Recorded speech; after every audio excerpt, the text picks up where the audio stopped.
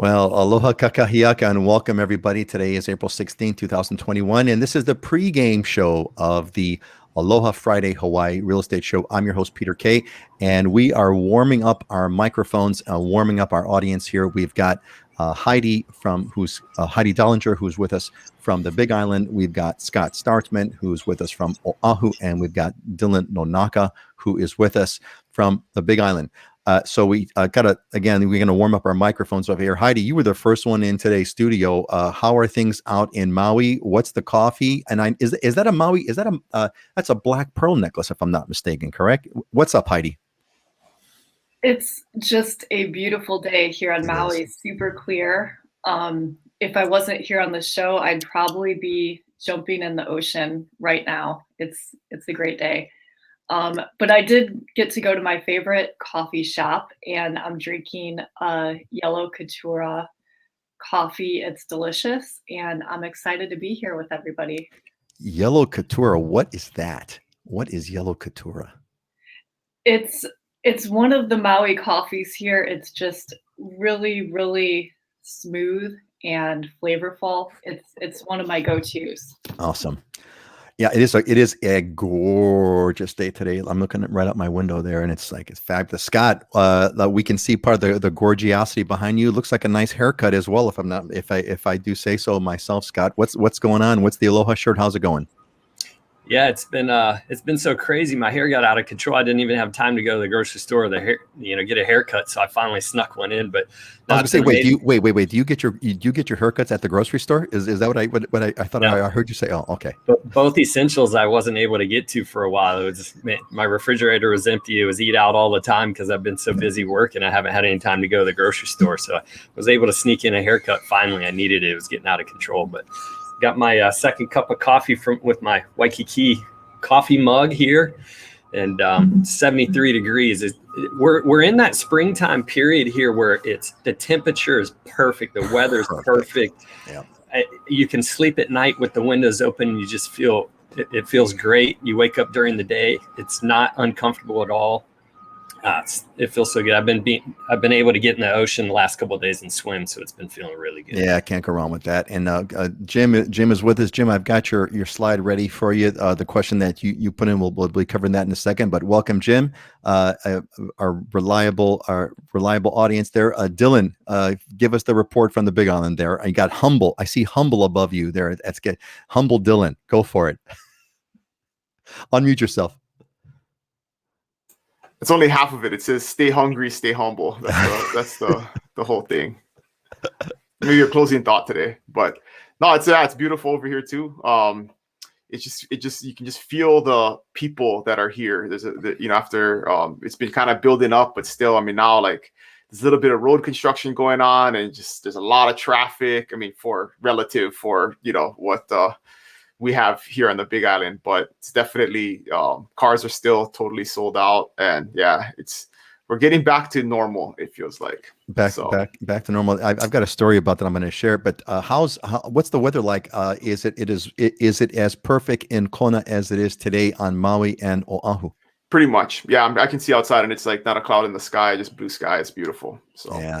It's been drier. After a few months there of pretty rainy weather, it's dried up. So we planted grass. So I've been having to water the grass, or my kids anyway, not me. But there you go, the kids at the weather. I'm actually gonna be. I've got my weather series. Last year, because I had all of my months of weather lined up, but last year because of COVID, I skipped April. I think I skipped April, May, and maybe June.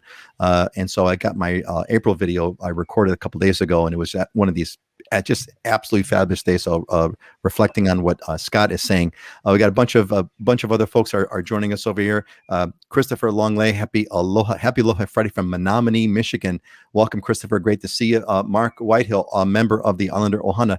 Welcome, Mark. Good to see you. Aloha from Oklahoma. And I envy that. There used to, Mark, can you find where's the link where that there used to be a link, and that's what you use, but there used to be a link you could go to and create your own South Park character, and I created one a long time ago. But that makes me think about that. And Joyce is again with us. Joyce, Dylan's Calabash auntie is here with us, who's from the Big Island. Good morning to all. Judy Hey, Judy, how's it? Welcome, Judy. Happy Aloha Friday, man. Everyone's hearing this is great. Jen, Judy's here in town right now too, looking at property. Oh, awesome, awesome. Well, I hope she's gonna have a good time. I hope she's having a good time. Well, Judy, I hope you're enjoying the weather. This is perfect Kona weather. Jen is with us. Jen Tomoka. We had snow yesterday. I'm sorry, Jen. I'm sorry, but it's perfect. It's perfect. It's absolutely perfect here. It's a gorgeous day. I don't know if you can hear the birds. Your birds in the background there. Jim David from San Diego. Welcome, Jim. Great to see you. Jeremy's back. Aloha, Jeremy. You were, if I'm not mistaken, Jeremy, you were looking for trying to get a gig as a the price estimating. What's the price estimating people called? What are those people called? Appraisers. Thank you. That's what it is. Tom Means with us. Tom, how's it? Hope you had a happy Easter. Yes, Tom, Christ is risen. We had a happy Easter. And Christina's with us. Hey, Christina, how's it going? Christina, working with, and your buddy Scott's over here. Christina's been having quite an adventure on Oahu. I hope that's all going well. Loving everything. Excellent. Great. Hey, this is great. You guys are phenomenal. And Dale's with us. Follow us on YouTube. Yes, Dale, thank you. And we're great to have you here. This is so fun. I got to tell you guys, I am having a good time. Appraiser. That's it. Thanks, Jeremy. Appreciate it, buddy. All right. Hey, it is 9:01. So we need to get this party started over here, and let's get with our quick update on news today. And the news is lots of stuff going on, but it looks like this vaccine passport's on its way. They're saying that May 1st is going to be the first rollout for this vaccine passport. What they're intending on, for example, we got this from Governor Josh Green.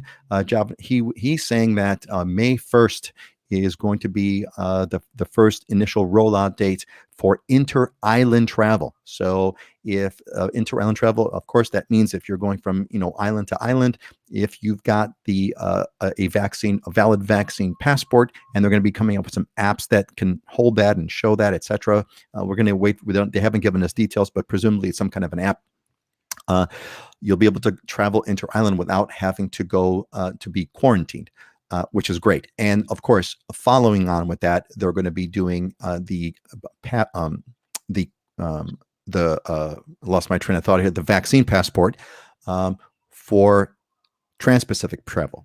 If you're coming from the U.S. mainland or from elsewhere, landing in Hawaii, if you have a vaccine passport, they're planning on, if you can show that, you'll be able to skip quarantine. There's not a firm date on that yet, but they are saying that's going to happen sometime in the summer. The name of the game, as always, is planning. Make sure you do planning.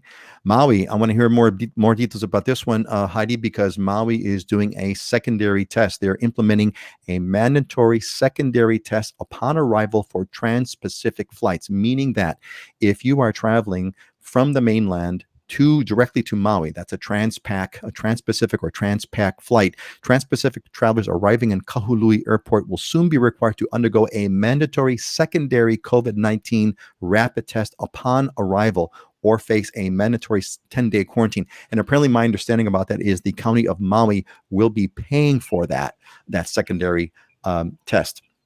What Dylan mentioned earlier, things are coming back to quote unquote normal, and the surge in tourism arrivals looks like it. The bookings are cranking up. One of the CEOs of a prominent travel company said, we haven't seen travel demand for Hawaii this strong for over a year. Our vaccines are on their way. We're going to hit 1 million doses now. I think Hawaii's population is, 1.4 million people in the state, if I'm not mistaken. I could be wrong on that, but that's about right. Someone do a Google search and throw that number out to me, but I think that's about right. And we're going to be crossing over that threshold. And you look at my graphs over here on the right-hand side, those graphs are, the top one is the cases and the bottom one is the fatalities. And you can see that looks like the fatalities are not tracking anymore with the cases. We'll see how that goes in a little bit more time to kind of verify that to see. Final story here. Residents take back the beach. So what's going on is interesting. This is to Dylan's point that as things come back to normal, what that also means is crowded beaches. And so we residents, we were kind of spoiled because we had the beaches all to ourselves. And now that the beaches are getting crowded, apparently it's not going over so well. And Maui, there was actually a demonstration in Maui, a peaceful demonstration. Demonstrators gathered peacefully on Wailea Beach on Saturday to offer a message to send a message to government and tourism officials that the tourism management is sorely needed. So it looks like we got some people that are upset that their beaches are much more crowded than they used to be, and that's kind of what's going on with that. So I think that's basically the end of the news over here. And what I like to do is maybe do a quick roundup on this, on anything news related that we have to report on. First of all, Heidi, did you catch that story about the residents, the peaceful demonstration in Wailea about, take back our beach? Have you heard about that at all? Or is there anything else that you want to report on that happened in Maui over the past 2 weeks? Yeah, I mean, it's really exciting that tourism is returning and we're welcoming back visitors. But I mean, there is some fear too, still with COVID and all these vacation rentals, they're turning over so quickly. And I mean, cleaners need a chance to go in and clean and implement all the COVID protocols and everything. So it's really kind of a balance of welcoming visitors, but also being safe and protecting the families that live here too on Maui and are out there working. And it's been such a dramatic difference in the amount of tourism from last year in the middle of the pandemic to now. So I think it's just kind of an adjustment for everybody. But for the most part, people are here and vacationing and super happy and loving it. I would say that's the majority. This secondary test could be complicated for people if they have a negative COVID test, fly here, somehow get a positive COVID test when they arrive. I mean, I'm not sure how that's going to go. So anyway, it's gonna suck if it happens. Thanks, Heidi.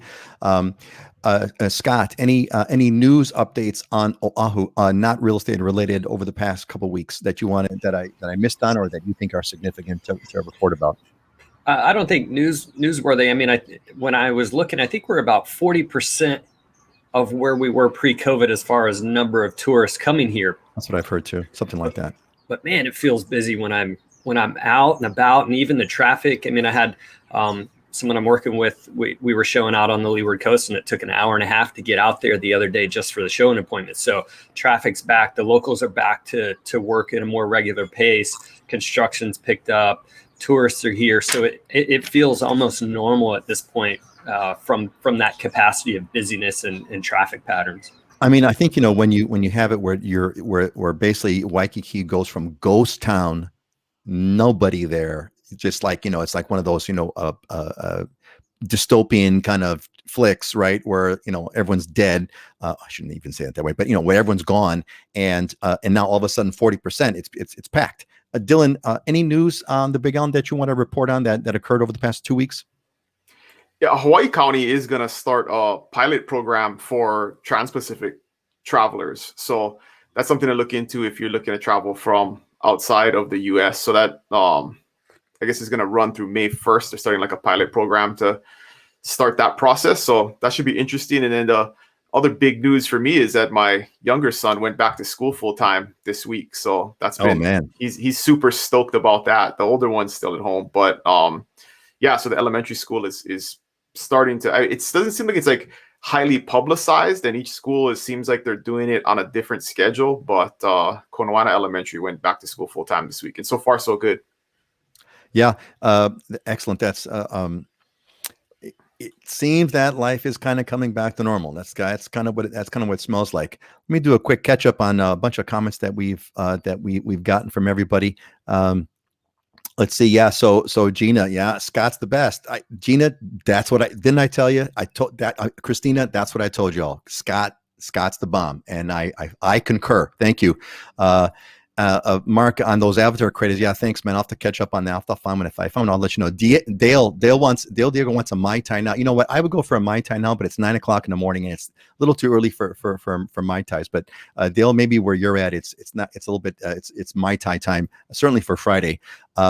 Hey, Master J.M. Isidrio Jr., hello from San Francisco. We plan to move there 4 to 5 years from Maui.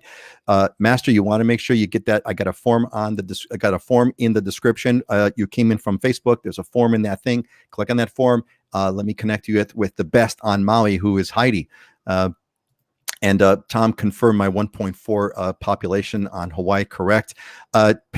Kenneth, passports are legal under Nuremberg law. Yeah, I don't think they're going to force passports. They're just going to make it where if you have a passport, you can skip quarantine and you don't need a test. So you don't have to get the passport. You could just kind of show up and you could go through quarantine for 10 days, or you could come with a negative test and skip through quarantine, or you can have a passport. 70%. Yeah, Mark, we're almost there, man. We are, I think herd immunity is right around the corner. I'm certainly hoping that it is. And we have our Austin. This is Islander Ohana member. They're in the Islander Ohana members are in a separate private Facebook group. If you want, next time you guys post, if you're posting from the Islander Ohana private Facebook group, make sure you give us your name, because there's a security, a by design security feature of Facebook. People who post from Facebook groups do not have their name shown. That's by design. Did I do that all in one breath? Okay. Next up, what do we got here? We've got our real estate market update. So let's kind of roll through kind of what's been going on. Now, it's week after week after week. It's been crazy. It's been wild. The market's going nuts. We know all that. Give us something new about what's kind of happened on the market. Let's go down up. We'll go Dylan, and then Scott, and then Heidi. Dylan, what's something new to tell us about of what's been happening on the Big Island? Something that's newsworthy. And make sure you unmute. There you go. Yeah, so the quick summary is, I mean, not much has changed. It's actually gotten even crazier. But I'll share with you just a quick kind of stat to illustrate what's going on here. So, and this is going to be the last time really it's going to make sense to be looking at data from a year ago, right? Normally we compare month to month data from a year ago, and that gives us some indication of what's changed or what's went up or what's down. But if we look at March of 2020, which is the last month really where we had normal data, because after that, everything shut down and people stopped coming. But those were 2 months where January and February, those deals went in under contract. So March closings were still kind of reflective of a normal, normal time. But back in March of last year, there was about 3,500 properties on the Big Island available, and there was 754 in escrow or under contract. And today, in March of 2021, there are almost 1,600 active listings, so less than half of what there was a year ago. And there are 1,631 properties under contract. So there is one property under contract for every single property that is available. And that includes every single property in Ocean View and Lower Puna, the 1 acre, $10,000 lots where there's hundreds of them available. So, this is crazy. I mean, it's like a 1-to-1 ratio right now of properties that are available versus properties that are under contract. That is. I think the word is, and Judy, who's a member of the Islander Ohana, bananas, and that's the word that you've used in the past. And Judy's definitely experiencing that. I mean, we're trying to look at houses, and it's like as soon as something comes on, we try and schedule an appointment, and then it's under contract before we can even get there. 24 hours later. So it's pretty frustrating. Bananas.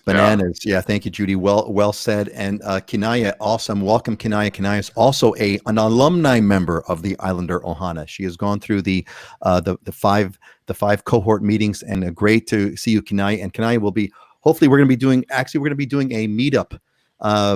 Haven't planned the exact date yet, but we're going to be doing a meetup on Oahu in June for Islander Ohana members and alumni. And so I am looking forward to that. I think Mark, one of the alumni, Mark, had an idea that it's a long story, but we're going to have chocolate shakes at Baby Makapu. There's a story behind all that. But anyway, let's see what else we got over here. So yes, great. Definitely good. My master for sure. We'll hook you up with Heidi for sure. Yeah, Kinai, if I can find a car, the car thing is just more bananas on cars. Turo, right? I mentioned Turo. Kinai, you'd be curious if you found anything on Turo on Oahu. Dylan, be curious. Did you ever rent your car? Dylan, you were talking about renting your car with Turo. Whatever happened with that? I did not, mainly just because I don't have the time to set it all up, and it's probably a bad excuse. But yeah, I have not. But I do have a spare car just sitting, ready to go. Well, So. not have the time is a euphemism for it means I'm too busy making money in another way. It's not worth my time to. That's what that really means, which is great. And it is nice to hold on to. So when friends visit, and they're having issues, I can offer a car to them. So that's one of my disincentives. Is that's more important to me, is to have it available for folks if they're visiting and they can't find a car. So. Yeah.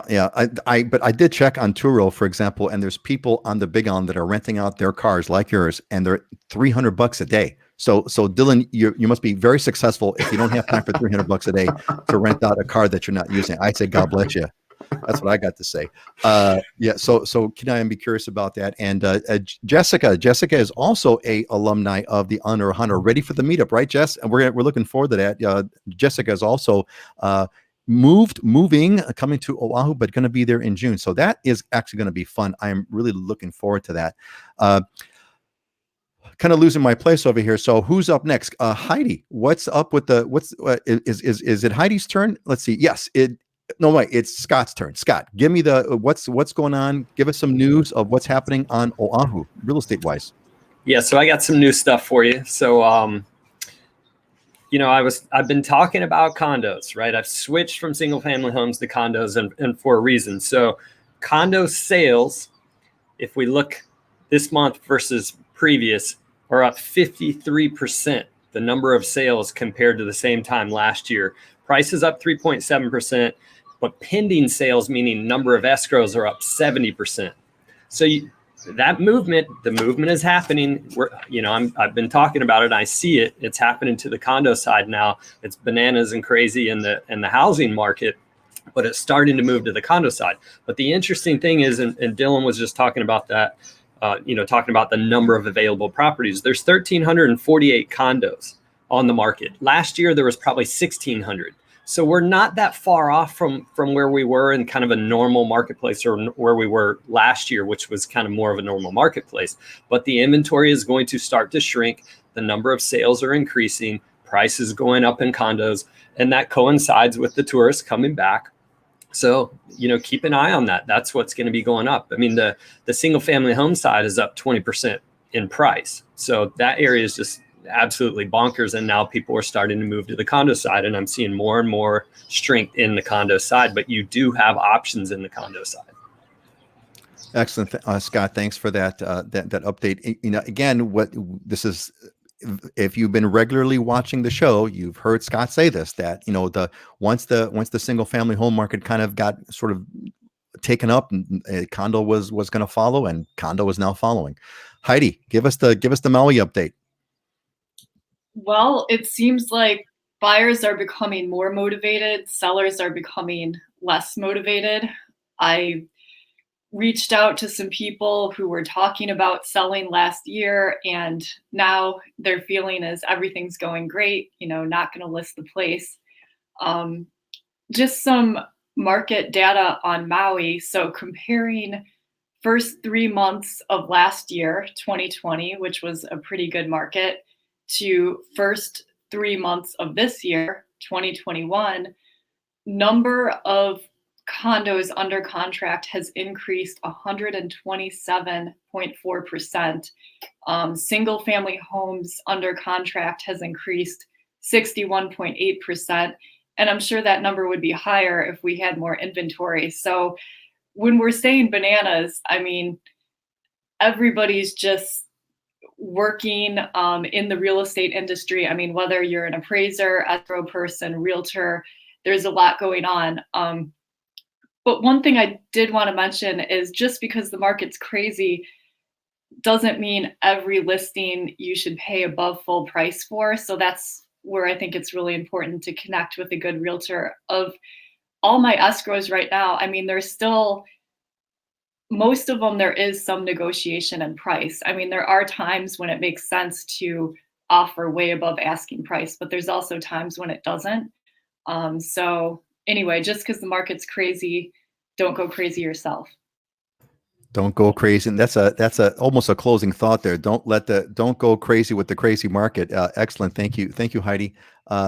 You guys are great. There's like all kinds of fun comments that are coming in. Let me kind of get a few over here. So we've got let's see here. So Marcus, what percentage of people are having to offer above asking price? Everybody or just a few? Well, to your point, Heidi, I guess not everybody, but what's the general feeling on that? Here, let me ask you this. What percentage of homes are selling at asking price? Anything above zero? Is anything still for asking price? Scott, go ahead. So the number that I've been looking at is that it's 60% of the homes are selling above asking on Oahu. 60% above. Heidi, so 40 or at or below. So 40 or at, well, there's the good news. 40 are at or below. Heidi, you have a sense of what percentage of homes are getting above asking price? Any sense? I don't have that data point. What's your feeling? What's your intuition saying? Less. I mean, it's less. There's still a lot of properties that are closing right now below asking. But then there's also situations, I mean, I've been in representing buyers in a couple multiple offer situations where they made an offer 80,000 above asking price and didn't get it. So, I mean, it depends. It depends on the situation. And it's important to assess what the situation is on the particular listing or market you're in, and then make a decision from there. So Dylan, what's the ratio that you would throw at? So inside baseball for this stat, which is a hard one to nail down, is that so average right now with what the stats are showing is 98%. Average is 98% list to sold price. So people are almost getting 100% on average of what they're asking. But the inside baseball on this is a trick that realtors use is if they get a property under contract over list price, they change the MLS list price to what the contracted price is because it helps with appraisals in this crazy market. Because the appraisers are going to look at what you listed it for, what you're under contract for.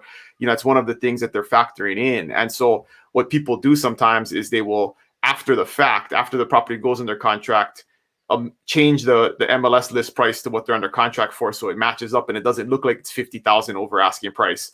And sometimes that helps with an appraisal. So sometimes a stat doesn't always reflect exactly what was going on at the time of the contract negotiation because they'll adjust that after the fact. Inside baseball. Yeah. Love the inside baseball scoop. Mark, but I would say in general, just my feeling is if the property is priced properly, it does sell for over ask, but there are people being crazy and being super ambitious and putting a house on that's worth $650 for $800,000, and it does sit there because I mean, no matter how crazy the market is, buyers aren't going to grossly overpay. So they're not that crazy. Yeah. So I mean, the advice we give sellers is don't be crazy. Just let's price this the way we normally would and let the market take care of it at that point. Because if you miss and you're 60,000 over what it would normally sell for, you may be missing out on getting 50,000 over because you're just too high and nobody's going to offer for it. Where if you listed it right and you get 3 or 4 multiple offers and people bid it up over asking price, you may get 50,000 over where you missed it if you priced it at 60,000 over. So it's still, you got to be smart about it. You can't be crazy, but again, so I got to talk to somebody who knows what they're doing because just throwing a shot out in the dark is not a strategy. So. Our motto for today is "Don't be crazy." I think that's that's today's motto. Hey, Scott, we had a question from our good long-term friend Jim asking about Kaka'ako condos. How are those doing? Availability in the general. First of all, what's the availability like with the Kaka'ako condos, and is there a price? Is kind of a price range that you can speak to, Scott, to address Jim's question? Yeah, it's actually interesting because I've been keeping a close eye on Kaka'ako, Ala Moana, and Waikiki just because that's been a different segment for a little while, and I knew things were shifting, so I pay closer attention to those when I do see that shift. There's 150 units in Kaka'ako alone that are on the market for sale right now. 85 are in escrow, and 220 have sold in the last 6 months. So plenty to choose from, and there's a lot of buying and selling activity that's going on there. The lowest sale was roughly 400,000. That's basically going to get you a studio, maybe a small 1-bedroom. And the highest sale was over 10 million, which is going to be a penthouse unit in probably Ward Village or close to a penthouse unit. But 670,000 is the median price in the Kaka'ako area. 670. Okay. So quick summary answer, Scott, is I see 670,000 is the median price, which means half sold above and half sold below, and there is availability. So Jim, you've been with us for a while, buddy. Make sure we make sure we connect you with Scott so you can kind of get your process. You can get going over here. Let's see. We've got a couple of follow-up comments over here. So Michael says, "Hey Dylan, we should warn visitors. We should warn visitors to Hapuna Beach." Which Michael believes is the best beach on the Big Island, that they occasionally have little mini tornadoes. Almost got my head cut off by a beach umbrella flying into my face last Thursday. Oh, the old Hapuna Beach mini tornadoes. Dylan, you want to, what's your experience, Dylan? What's going on with Hapuna Beach? I was on Hapuna once or twice. The weather must have been more perfect. Didn't have the mini tornado. Have you ever experienced that on Hapuna? It does weird stuff because it's really windy out there, right? That's the north side of the island. So we've talked about that before, how the north and south sides of the island have that weather wrapping around. So right, you do get little weird phenomenon like that, and water spouts too. You'll see the tornadoes in the water, which is a pretty cool thing. But yes, that does happen, and it can cause chaos with beach umbrellas. And watch for flying beach umbrellas. Kenai is going to be doing a tour. What's kind of pricey? Beyond the bus. Well, you can't beat the bus, man. Bus pass, you can get around the island. As you got time to kill, you'll be riding around in style in the big yellow. Well, we used to call it in Chicago. It's called the big green limousine. The buses in Chicago were green, but here I guess it's the big yellow striped limousine. That's just not going to work. Charles is in escrow on a home in Oahu. Okay, good luck, Charles. I know Scott, if you're working as Charles, I don't know if you're working with Scott or not, but regardless, hope your transaction goes well. Jeremy, I'm assuming he's commenting on Dylan's comment about changing the listing price, the inside baseball, and it does drive them crazy. So yeah, I'm sure. Jim, you got it, buddy. Scott's the man, and time is right. Well, there you go. That's it. Well, then make sure get Scott on your team. So here's a question from Master. Can you ask Heidi what is the range for a single family home 4 to 5 bedroom on Maui? I'd like to get a number so I know what to plan is. Heidi, how would you answer Jim's questions for a single family 4 to 5 bedroom home on Maui? Median price, kind of average price, etc. What do you think? Well, the median price right now for a single family home on Maui is $952,000. And I would say the average home doesn't have 4 to 5 bedrooms, more like a 3-bedroom. So you're probably looking at, I would say, $1.5 million plus for something like that. And it depends. I mean, it depends on the area. There's always factors, but if you're going to if you want a number to plan for, right, you want to kind of have about a 1.5 ready to get that single family home. Is that right, Heidi? Yeah, that would kind of be starting. Got it. Excellent. Jim David, I got your question about assisted communities. We actually have a segment in the show. We'll be talking about that. So I'm going to hold on to that. All right. I think we've covered our stuff on Maui, on real estate. Let's get on to our kind of big topic, our Hawaii topic for today, single income living. So there's a big topic over here. I want to kind of get everyone's feedback on this. So this is from Bailey, who's from Utah, northern Utah. And Bailey says, in the future, hopefully in the next 2 to 3 years, I am planning on moving to Hawaii. I would be going by myself. I would love advice on living there with one income. Thank you. So I think what I wanted to do today is to leverage on this because I came here completely by myself. Didn't know a soul when I landed on Oahu. Scott, you also came here somewhat by yourself, but you have family on the Big Island. Heidi, you kind of came here by yourself in a way. Dylan, I guess you were born here, so you're outside this conversation, but I want to hear some feedback. So, what kind of what would you say to Bailey? What kind of based on your experience and Heidi, let's have you start with this. Just based on your experience, what kind of advice would you give to Bailey, who's going about it alone? What kind of advice would you give to Bailey? Well, I mean, everybody's so different as far as what you need with financial security and a living situation. When I moved to Maui, I mean, I was on my own. I had no job. I did know that I would be able to afford at least very modest housing for the next 6 months to a year. I did buy a car when I moved over. It didn't really make sense for me to ship my car because it's you're spending a lot shipping it. So I think I found my first car on Craigslist, and it was what's known as a Maui cruiser, which is just, an inexpensive car to drive around the island. And then AKA a beater. I was able to enjoy about 6 weeks of vacation, early retirement, and then I had to go out and get a job. And I guess I had confidence in myself that I was going to go find something. And my first job was actually working at an art gallery where I sold antique maps. And it was not a high paying job, but it was pretty fun, and just went from there. So what would be if you were to summarize, what would be the headline, as far as you know? What's the headline thing, the one thing that you would kind of give Bailey as far as the advice of moving to Hawaii by themselves? Well, I mean, I can only speak from my experience, and being able to pay for a place to live. And the first place I lived was very modest, but I could easily afford it. And you do need a car to drive around. I mean, those are the basics. And then food is food. I mean, there's not too much else you need. But I mean, I'm not sure if you have a job you're moving with and working remotely, or if you're getting a job. Everyone's different.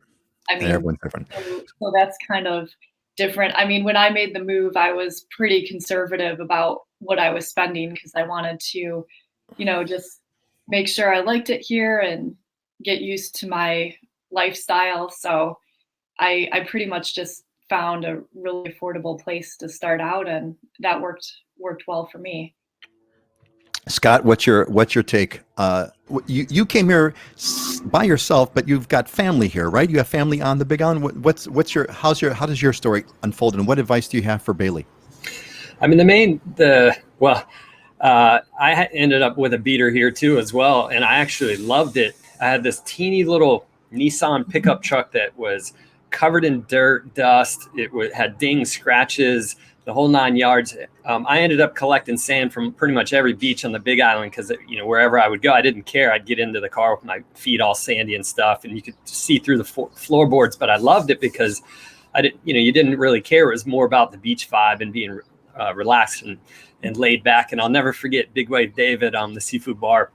I locked my keys in the car one day. He goes, "Kid, you could leave that thing running with a full tank of gas and the windows rolled down, and nobody's going to steal that thing." So, I mean, the beater is definitely a great way to go, because you can have a lot of fun and enjoy Hawaii. But the biggest advice I'd probably say is get involved in the community, because we are so distant from the mainland. You are going to be further away from family, totally different culture, different environments, as close to living in another country as you can get without getting outside the U.S. So a big part of it is establishing friends, getting into the community, and establishing that connection of people that can be a good support system for you. That's probably one of the biggest things I would say, and it's going to lead to more happiness while you're here, and some of that adjustment that it's going to take. Yeah, I mean, that's a great piece of advice. Community is everything, because Hawaii is all about the connections over here. I've got my comments, but I'm going to let Dylan. Is there anything that you want to throw on this, coming from whatever perspective that you got? What advice would you give to Bailey? Because I'm sure a lot of people have asked you for advice, and you've given it. What do you say?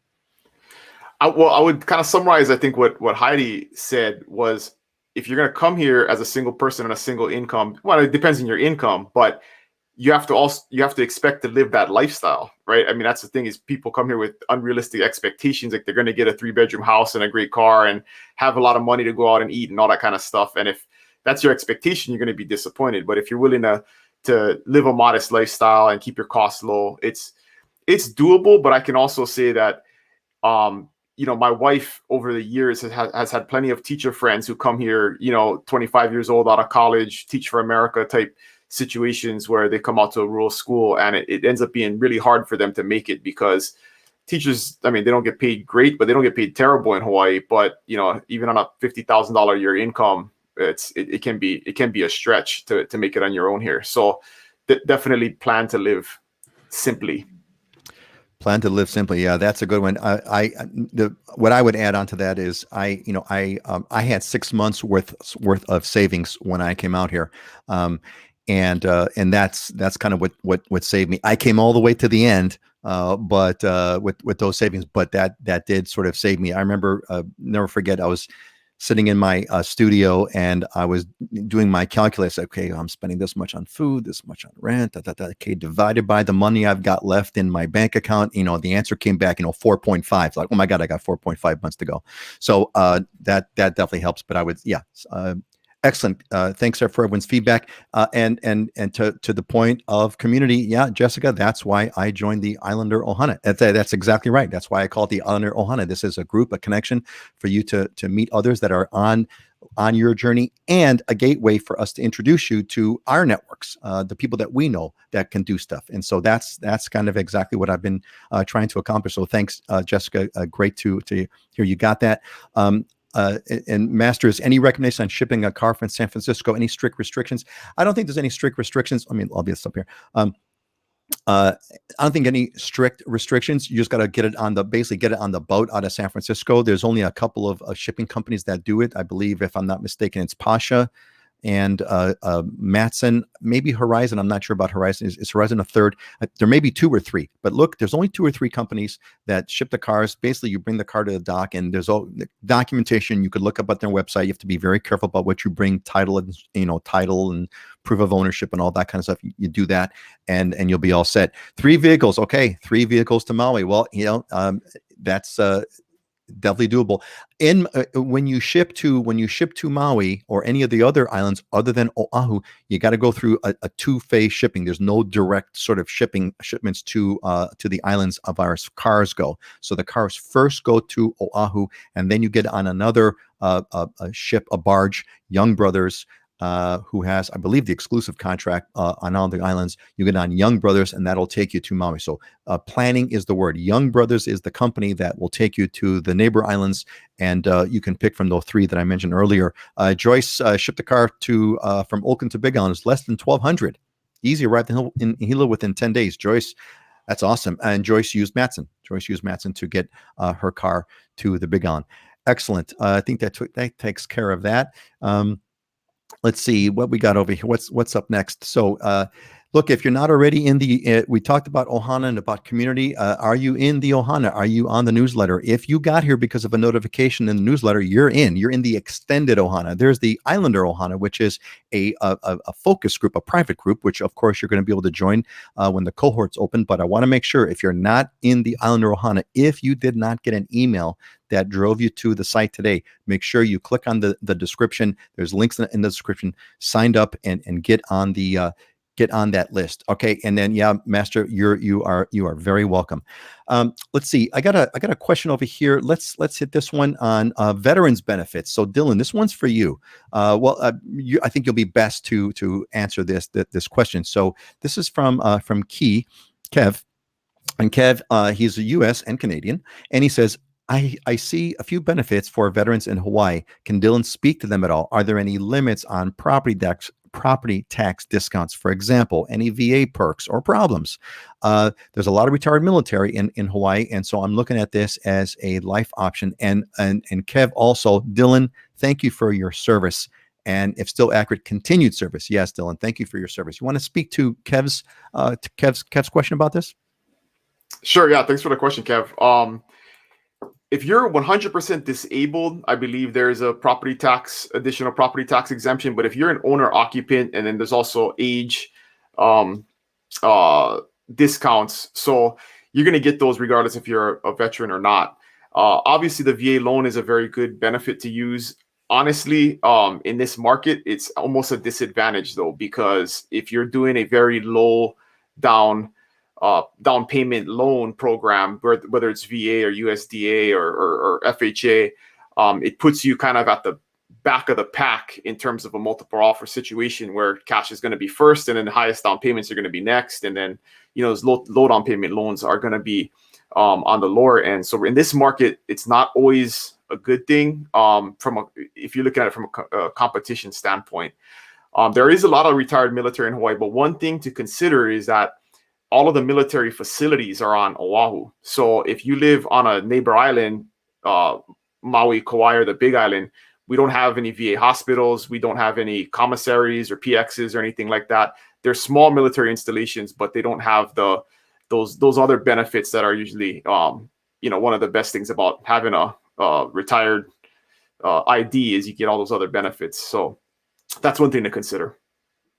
And Dylan, just to clarify for the sake of our audience and for Kev, number one, thank you for your military service. And are you still in the military? And if you are, what's your current status that you're able to disclose? Yeah, no, I am. I'm in the Army Reserve now. I was on Maui this past weekend with my troops. I have a platoon in Maui, a platoon in Oahu, and then the headquarters is here in Hilo. So I'm just coming up on the end of my time as a company commander for that engineer company. So it's been a great run, but it's our time is limited and how long we can stay in certain jobs. So I got to move on here shortly in the next month or two.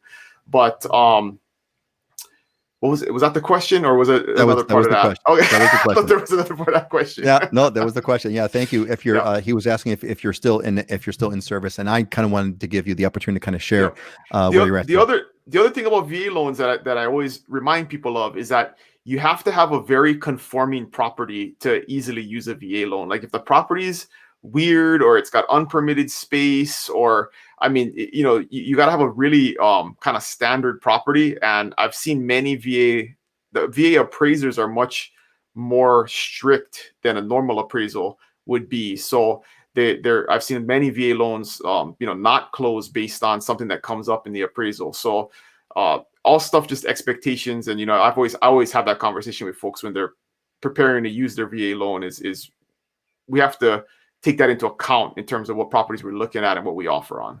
But I've used my VA loan. It's great. So highly recommended. Yeah. Excellent, man. I think thanks for that advice. I'm sure that's going to be helpful for the veterans who wanted to take advantage of that. Why don't we do this? It's we're about 40 minutes after the hour. I want to make sure that we've talked about that we've gone over our diamonds and deals, and if we have time, we'll go over some more questions that are coming in. So here's my I really have come to really enjoy this part of the show. This is when Heidi and Scott and Dylan have put together some properties that they think are either diamonds or deals or both. And it's aspirational. It's to give you a sense of kind of what's available in Hawaii, to give you a piece of it. And let's take a look over here. We're going to start with this one. This is the Maui property. So this is, wow. So Heidi, this is Wailuku, Maui, 3-bedroom, 2-bath, 1,500 square feet, 839,000. So Master, this one's for you. Heidi, what are we looking at here? So this is an older plantation style home with an amazing ocean view. The home was built in 1951. The lot's a little over 10,000 square feet and offered at $839,000, which is below the median price point on Maui. So yeah, interesting opportunity. It has a lot of character. According to the listing agent's comments, you could possibly build an ohana on this site as well. And ohana on the site is what the term that we use for a second residence, a second unit on this property. Is that right, Heidi? Yes. Yeah. 10,000 square feet. That's a pretty good size lot for Hawaii standards. And, it's kind of funny. I look at this house and the house that we moved into 25 some odd years ago, real similar. Actually, that doorway that I'm seeing in front of us, we had almost the exact same thing that led out to our backyard. That looks like a single family home, a single wall construction as well. This is an old classic home. I hope it's in good shape. It looks nice. This is I'm going to call I don't know if it's a great deal or not, but Heidi, from what you've been saying earlier, you just kind of a little while ago said that, you should kind of plan for a 1.5. This is almost half that, and it's 3-bedroom, 2-bath. I think this one is for you, Master. Okay, thank you, Heidi. Let's move on to the next one over here. Here is a 1-bedroom, 1-bath leasehold Honolulu condo listed for $375,000. Scott, what are we looking at? Yeah, so I'm using this as a leasehold example for people on the opposite end of the spectrum. Everyone always gets kind of scared off by leasehold, and this is probably one of the best leases you can find around. I mean, a 1-bedroom, 1-bath condo with a 1 parking stall, ton of amenities, great pool, barbecue area, exercise area, close to downtown Honolulu. I mean, if this were fee simple, it would probably be $550,000. So for leasehold, you can get it for $375,000, and it's 628 square feet with 110 square foot lanai. So it's got a good lanai. It's got great views. The interesting thing is the lease fee on it is the lease rent on it is $65 a month. It's got a periodic step up, but it's set till 2070. So it's got basically a 50-year lease on it where there is no renegotiation period and a low lease. So, I've sold this before, and I had a buddy of mine said, yeah, it's leasehold. And I said, dude, how long are you going to keep this thing? 5-7 years like most people do? Then you still have this long lease that you can finance it. It's set. There's no uncertainty with it whatsoever. You probably won't even be alive by the time the lease ends, right? So this is probably one of the best leasehold properties on the island, one of the best lease structures. So I kind of use it as a learning point for this show. It's a great example. We've got a course in the Islander Ohana. We're going to be publishing an edition. We're going to be expanding the courses in the Islander Ohana, and we are going to have a course on leasehold in addition to a course on real estate that'll be available to Islander Ohana members. I think not everyone knows what leasehold is. Leasehold, you don't actually own the property, you lease it. Kind of like the way you lease a car, but what you're saying, Scott, is here there's a 50-year lease. Is that what it is? 50 years. So this lease quote expires in 2070. If I read you right, yes. Yeah, the most important things are set lease for a long period of time. To get 30-year financing, you need 6 more years left on the lease than the length of the financing. So and this has 50. Got it. So you need a minimum 36. This has 50 years on it. And there's no renegotiation. So you look at that contract, and the periodic increases in the lease rent are set. You know what they're going to be for those 50 years. Oh, okay. So so there are in some lease contracts there is renegotiation along the way. This one, you know what that it's already been negotiated. You already know what those step increases are going to be over the course. So it's a very predictable property. So you know exactly kind of what you're getting involved with. This is look, the very first property I bought when I was in my early 20s was a leasehold, and I kept it for, I think, maybe 2-3 years, and I sold it, and I just got lucky, doubled my money. I didn't know that, but it was a great buy. It was the best thing I ever did. That's what I did on my first property in 2001. It was leased. The landowner had died. The 3 sons had inherited the property. I figured they would sell the fee. I took that risk, and I bought the fee. I was able to buy the land a year later. So it ended up being a good guess. Even better. Yeah, even better. Excellent. Great. Thanks, Scott. Let's move on. Let's hit our big on property. I always love the diversity. You guys do a great job of bringing up a diverse property. So here we go with Dylan's diamond or deal or both. 4-bedroom, 2-bath, 5 acres, Kealakekua, $890,000. Dylan, what are we looking over here, man? Yeah, just a total deal. This is actually right near where I live. So there's a big subdivision called Kona Scenic. You can kind of see it to the right of this home in the big picture on the right side. And so this 5 acres, a lot of times farms on the Big Island, especially like 5 acres or more, they're up, a dirt road or a gravel road or a busted up old farm road. And access is sometimes an issue. You can't drive a car to it. You got to have an SUV or a truck. And this is 5 acres, and it feels like it's right in a neighborhood because of the great access, but it's a beautiful piece of property, gentle grade. It's got mature macnut trees, lots of coffee on it, mango, citrus, all kinds of stuff. And the house is nothing special. The house is in great shape, but it's pretty much original. But the owners have taken immaculate care of it, so it's ready to go. It's the 4th bedroom doesn't have a closet, but could be like an office or something. But awesome little farm property. I mean, I saw this hit the market 2 days ago, and I was like, man, this thing is a steal. So if you're looking for a farm type property, really good area, right below the hospital, right below, banks and, the post office. I mean, it's in a good area in Kealakekua. Awesome opportunity here. Man, so this is a diamond and a deal. So it would be just if somebody wanted to kind of operate a small quote farm, 5 acres, like you said, macnut trees, mango, coffee trees. Heidi, we can get someone to brew coffee for us over here and have some fresh coffee, some genuine, true blue Kona coffee, coffee from Kona on Kona trees on your property. That is awesome. Hey, thanks, gang. Let's catch up on some comments over here that have been coming in. First, a question from Michael Dylan. Is this South Kona, South or North South or North Kona? I guess it depends on your perspective. South Kona is a big area. I mean, I would call this South Kona because it's about 10 minutes south of Kailua Kona. But I mean, it's still pretty central. It's not like South Kona where, you can get pretty far down 45 minutes to an hour away from Kailua Kona. But this thing is on county water. It's got all the utilities. I mean, just very rare. A lot of times farms like this are on catchment, far off the highway, further up the mountain, stuff like that. So this has like basically what I'm hearing you say, Dylan, is this has sort of, quote, modern conveniences, right? Things that we all expect. It's got a road. You can actually drive to the property. It's got county water. That's awesome. And Kinaya, you better get a hold of Dylan, man.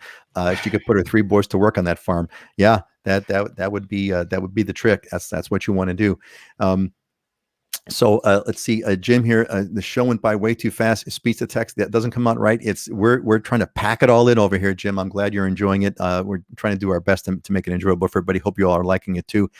Looks like there's a lot of side conversation, which is great. Master is getting with Joyce on the mats, and yep, absolutely great.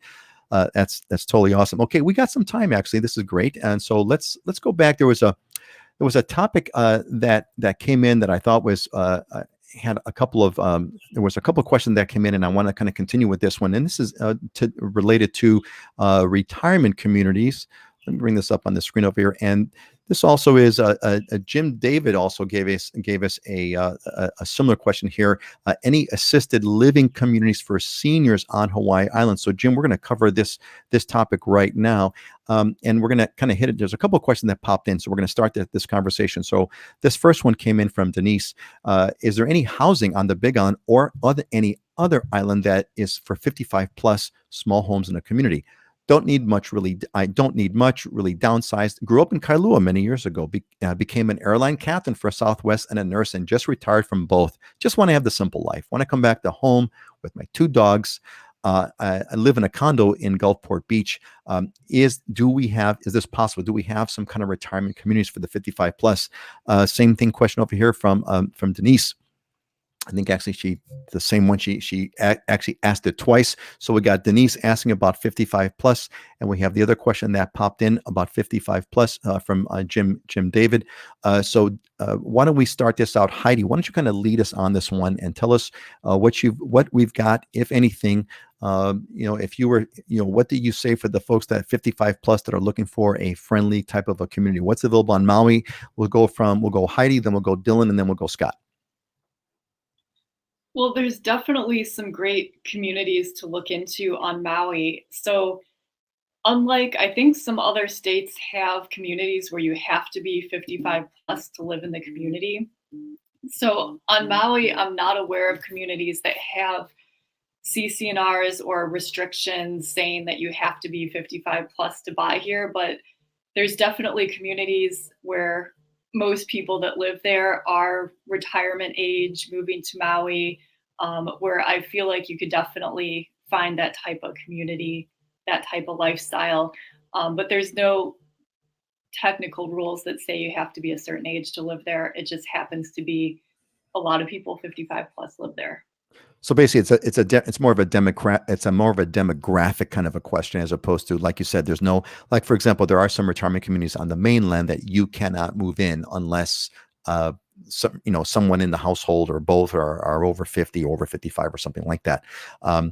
Dylan, how would you respond to Denise and to Jim David, who asking for stuff that's for the 55 plus?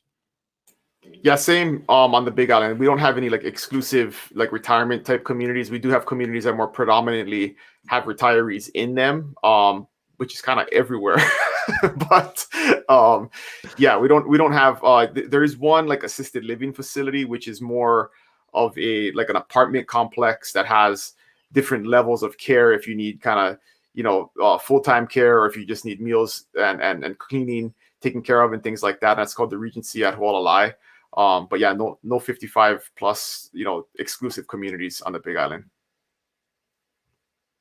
Scott, what are some options? I know there's a condo builder. There's a couple of condo units that are for assisted living. Scott, what's available on Oahu? So 55 and over communities, not on the single family home side. We just don't have the land for it. If they're going to do it, they're going to go vertical. There's a couple of condo options in town, Kaneohe and Mililani. I think there's like a townhouse option, but those are kind of done in-house. Assisted living, we have plenty of options for that, but the 55 and older community components, not on the single family. They are going to be on the condo side. So I hear you say that if you're 55 over and you're looking for a retirement community, you're going to have much better, let's say, luck in looking at it from a demographic point of view, saying, hey, where are the neighborhoods where the retirees are kind of are kind of moving to? Dylan, your comment seems to indicate that it's the entire Big Island is one big retirement community. It's the resorts, right? I mean, you can park in a resort and you have all the best amenities you can possibly have, right? Yeah, that's for darn sure. And Scott, what I'm hearing you say is, if you want a strict kind of a retirement community where like you have to be kind of over a certain age, there are condo options available on Oahu, but there are no single family neighborhoods, no gated communities, so to speak, right, where it's gated and there's homes in there that are stuff like that. Excellent, great. Got a question here from asthmatic Ray. And Ray asks, how are some ways to make an offer more appealing or a greater chance of being accepted? Well, offer a higher price. That's the easy one. Other than offering a price that's higher, what really quickly, let's go around. Let's go clockwise. Heidi, Scott, and Dylan. Heidi, what's one thing you would say to make your offer more appealing other than price? Well, I think understanding what the seller's looking for and what's important to the seller. There's lots of things that can be negotiated in a contract other than price. I mean, just a few are closing date. I mean, there's just so many. They're all right. Toolbox. There's So know the seller. Basically, what you're saying is, this comes down to having. This implies a relationship, meaning working with a good realtor who's got a relationship that can talk to the seller's realtor and kind of find, hey, what's the deal? Scott, do you have an example of what you can do to make an offer more appealing? I do. Last week I gave away a free tip, right, with the Ginsu knives, and this one I'm calling these my jackrabbit. But you had to order by midnight tonight, so go ahead. You do. And you'll have to on this one as well. I call these my jackrabbit tips. I think I sent all you guys that video, the two jackrabbits fighting, and that's basically every realtor trying to get their buyer's offer accepted. So my jackrabbit tip for the day is if you're able to say that you're going to make up the difference if the property doesn't appraise at the purchase price, that's going to be a significant benefit for you in negotiation. And why I like VA loans is because, yes, you can do 100% financing. There's a VA clause in the VA addendum that says if it doesn't appraise, then the buyer at the purchase price, the buyer can cancel. And I'm writing language in that more or less says buyer is exercising their option to be able to bring in that difference and will up to a certain amount or any point. And I had it on the 1.525 million transaction. We were only doing a $500,000 loan. It was a VA loan. They could go to 100% if they wanted. We had coverage on that appraisal shortage for almost $1 million.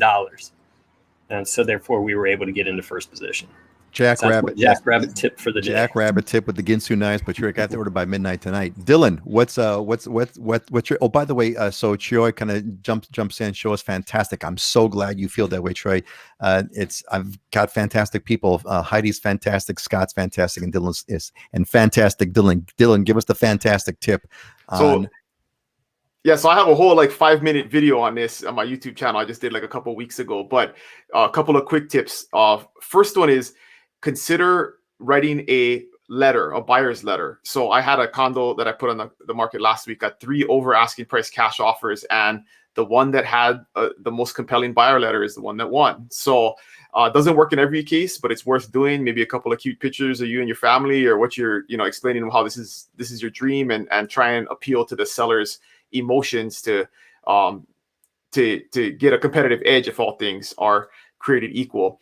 And then the other one is, we keep talking about working with a good realtor, but I have one of my agents had a listing and got multiple offers, and one of the better offers was a total mess. There was just stuff not checked in the contract. It was just a messy contract. And so if you're looking at 2 contracts as a realtor and you're advising your client and you got to write a counter that you have to fix 15 things inside of the contract because it's just messy and sloppy, that's going to put you at a disadvantage if you're using a realtor that doesn't know what they're doing and doesn't know how to write a contract. So that's a big piece of it. And then also having that relationship, because listing agents are also advising clients. And if there's 3 or 4 different agents they have to choose from, they are going to be biased towards the agent that they want to work with, that they know does a good job, that brings qualified buyers, that is going to do their part of the do their part of the transaction, help solve problems, all of those types of things. So those are little intangible things that you can do in order to be more competitive.